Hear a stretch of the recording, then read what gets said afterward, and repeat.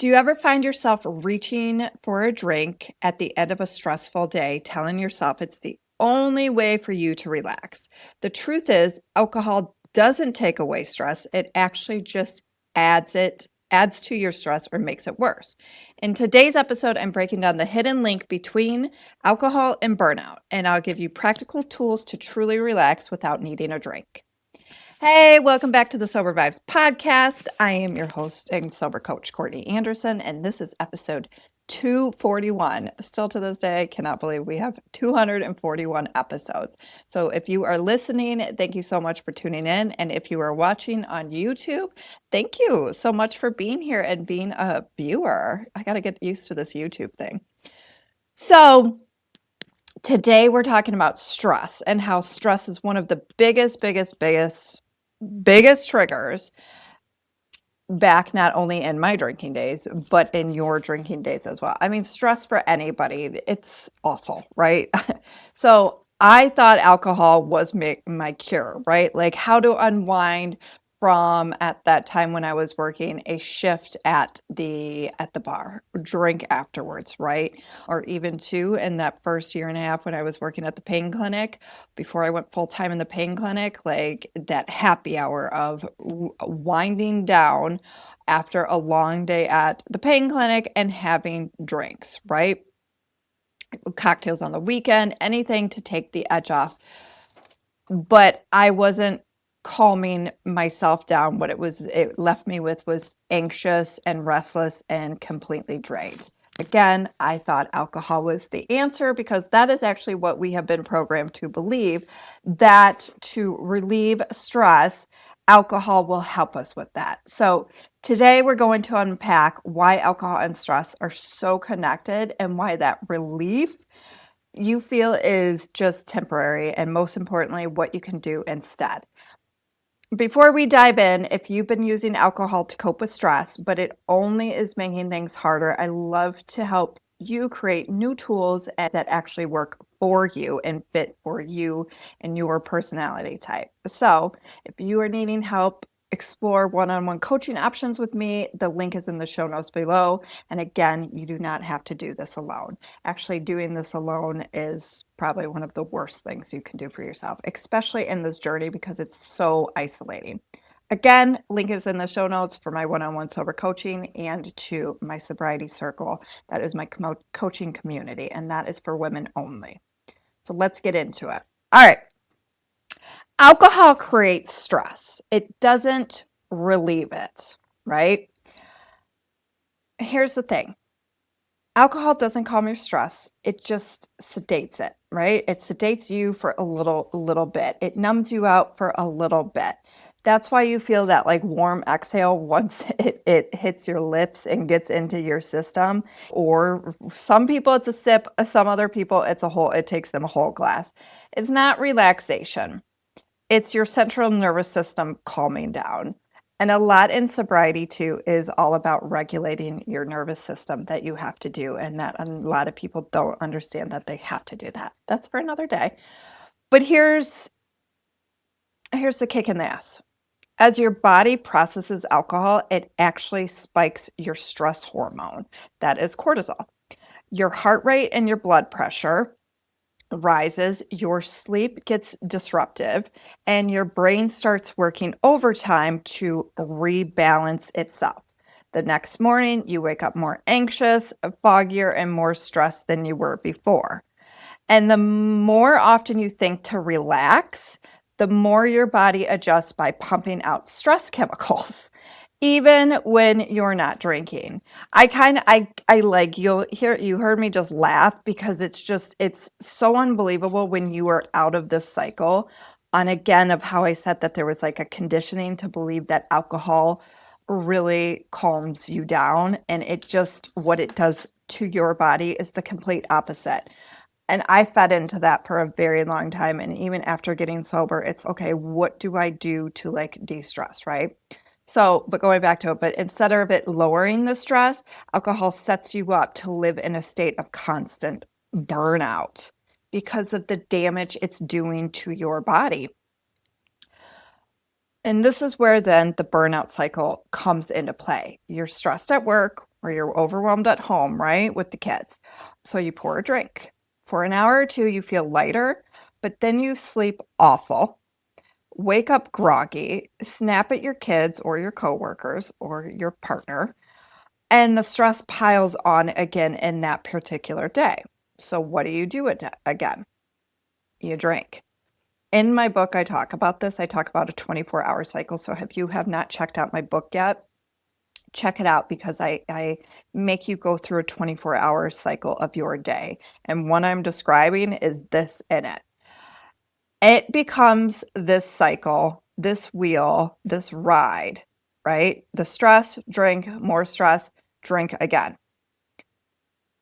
And the cycle never truly gets to the root of the problem. It just keeps you going and going and going and running around in circles and being like, when will this end?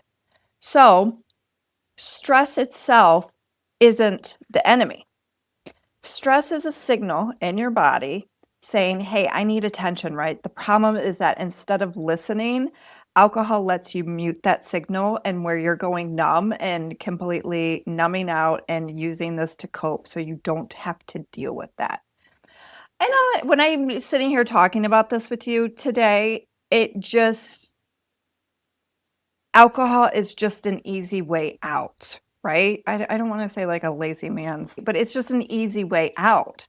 And something that I will go back to time and time again that we have conditioned. And then in the process of it, then you becoming addicted to this substance because alcohol is a highly addictive substance. And I know a lot of people don't want to hear that, but it is the truth. And then you start having not only with this addiction, but then you start having that emotional dependency on booze, right? Where it's, oh, this helps me de-stress myself, so let me just go to that, right? But when you avoid stress, you don't make it disappear. You just store it, right? It just becomes stagnant. That's why journaling, talking things out, moving your body, or just sitting with your feelings feels uncomfortable at first. It truly does. It's because you're actually starting to process what you used to drown out.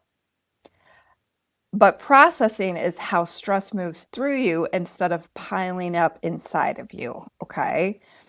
So, what to do instead of reaching for the drink? This is where I love micro rituals, right? Little daily habits that reset your nervous system. This is why I'm a huge fan of starting myself off during the day with what helps me, keeps me grounded.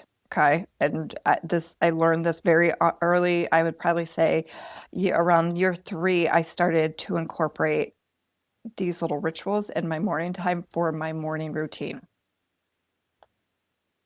So 5 minutes of deep breathing. You can do this in the morning or you can do this in bedtime. Make it work for you. Making a cup of tea, hot water, maybe decaf coffee is your jam. Okay. Sitting with it, not scrolling, waking up outside, or I'm sorry, walking outside and letting your body move stress out, right? Putting on music. Music therapy does a world of good. Have you ever noticed when you put on music or you're in your car and you're singing, all of a sudden your mood starts to lighten and you feel better? Like when I go for my power walks, when I go through my therapy walks, I sing loud. And I don't give a fuck anymore. I don't. I do not care. I'm like, I don't care if my neighbor sees me. I hope they see me and be like, oh man, that girl's really having a good time on her walk. I just don't care because it makes me feel better, right? So putting on the music you love and letting it shift your energy is amazing. So these rituals may sound small, but stacked together, they actually train your nervous system to regulate without alcohol. And the more you do them, the less you'll crave that nightly glass of wine. I have a one-on-one client I'm working with now, and she loves her self-care routine now at nighttime. And it lasts for about an hour, and it consists of just reading, doing a little meditation, and then her red light therapy. But that is something now, and she just hit over 95 days as the time I record this. And it's something that, of course, felt awkward for her at first. And now it's something that she craves. Why does she crave it? because it makes her feel better, and also that this has become part of her new routine. This is just now a part of her day to day, like once drinking used to be, right? So I encourage you to pick something in those little micro habits into your day to day that works for you. Because if there's something where you're like, yeah, that doesn't like sound like a good time, right? But like maybe it's something else that feels better for you. Maybe instead of making a cup of tea, grab a mocktail. You really have to this is so personal to everybody that you really do have to figure out what's going to help you. And don't just go a week and be like, well, that didn't help. You do have to give it some time, and you have to give it, honestly, you have to be consistent with it and give it past 90 days. Because remember how long alcohol has been in your life for. You have to give this new habit and these new little daily rituals a chance to catch up with where you are at. Another big shift you can do is redefining what relaxation even means. For everybody, it's going to be different. So for so long, I thought relaxing meant drinking, blowing off some steam. I don't know, that blowing off steam just makes me giggle. I don't know what it is, but it makes me giggle. That was my association. If you've been a listener of this podcast for a long time, you've heard me talk about like weather time associations, right? Even to this last episode I just did for this first episode of season 7, I was talking about having or was it the last one? About the fall reset. That was the last episode of season 6. And really, there's associations with seasons, there's association with holidays, and majority of that is drinking. That's why those become very hard for you in the beginning to get past it, because that's what you did for so long, right? So you have to now start redefining what relaxation means to you and coming up with new associations to it. Relaxing now means for me, again, showers at nighttime, like reading. I'm in a really good book right now. Reading, that to me is relaxing and calming, and it just has me focusing on that. Napping, taking naps, love it. Laughing with my son, that is very enjoyable. And of course, my therapy walks. Those therapy walks have done me a world of wonders since having a kid, because when I had a kid, I had then my whole life changed. And if you haven't had a kid yet and are going through that, it's not like I want to warn you about this, but just really know you might think that you have it all figured out. I thought I did at that point. Was like, yeah, this is gonna be like easy breezy, but like motherhood does break you down. It rips you apart. It builds you back up. And you really do. There's a whole identity that comes into motherhood. But so now my type of relaxation looks a little bit different now that I have the component of now that I'm a mom. But honestly, like laughing and being very present with my son, with him, that is relaxing. As long as he's not roughhousing. I don't, for the boy moms out there, dude, I can't do roughhousing. I can't. I don't know what it does. It like invokes something with me where I'm just like, I don't want to wrestle. No, thank you. Anybody else, please slide into my DMs and let me know about that. I think I've brought this up here on this podcast before, but I don't know. It's just the roughhousing. I'm like, you can do that with your father. Let's draw. Let's build blocks. Let's go play at the park. Play hide and seek. That's the type of play I enjoy doing with them. So again, these types of things restore me rather than drain me. Very personal, right? And that's where you have to find what restores you. If you linked alcohol and relaxation in your brain, which I'm sure a majority of you listening to this today have, it's time to start building new associations, right?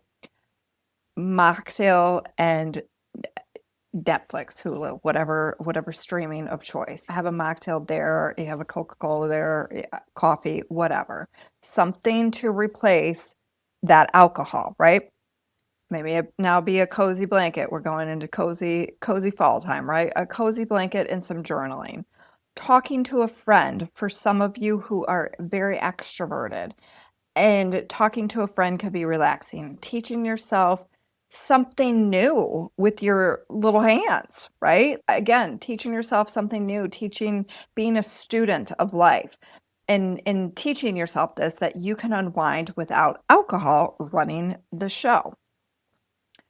And that is one that is very helpful because it's helping you focus on something besides your own ass and besides alcohol, like truly.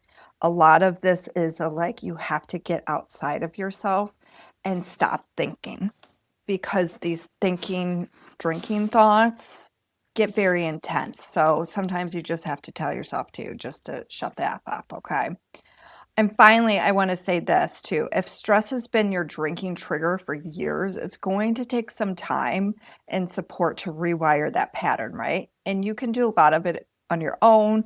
But again, I highly recommend for you to find some type of community, some type of help, whether that's coaching, therapy, any of that, for accountability that will help you speed up the process in your own time and in your own way, okay? Because everybody has their own time frame of it. But again, I am a firm believer of not doing this alone and not trying to white knuckle it alone when something is no longer working for you, especially if you've been on that moderation cycle, because that becomes exhausting. So support gives you tools and different types of perspective and encouragement on the days you feel like giving in. So you don't have to stay stuck in the stress, drink, burnout cycle. With help, you can build a healthier way forward.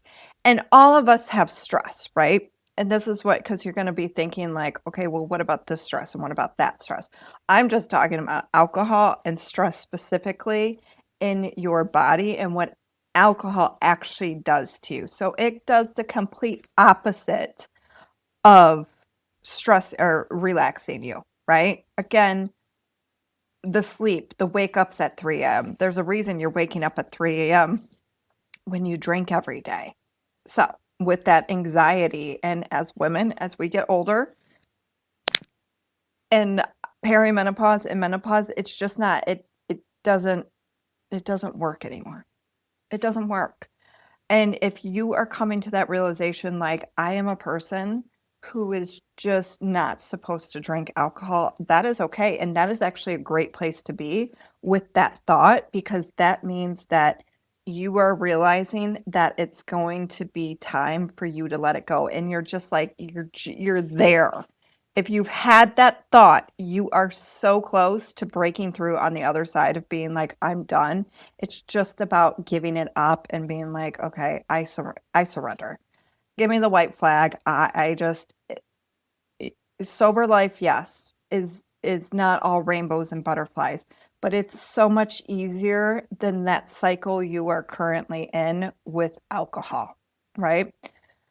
So the bottom line, again, alcohol doesn't take stress away, it delays it, and then it times 1,000 with it, okay? But you have the power to change the story by listening to stress instead of numbing it, by creating small rituals, by redefining what relaxation means to you, and by getting support, you can break free from this type of burnout cycle. All right. So again, if you're using alcohol to cope with stress, but it only is making things harder, again, let's work together one-on-one. You can apply for my sober coaching below, or as always, join my sobriety circle.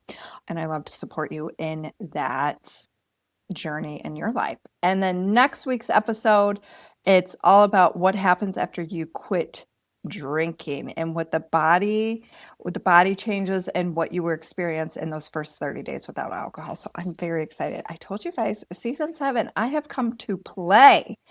So thank you as always for listening to the Sober Vibes podcast. Make sure wherever you're listening or you are watching, you subscribe and rate and review the show.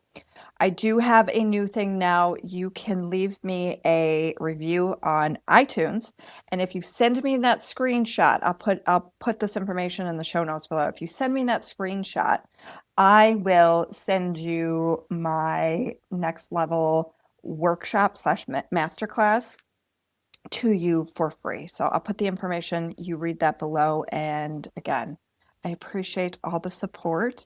And as always, keep on trucking.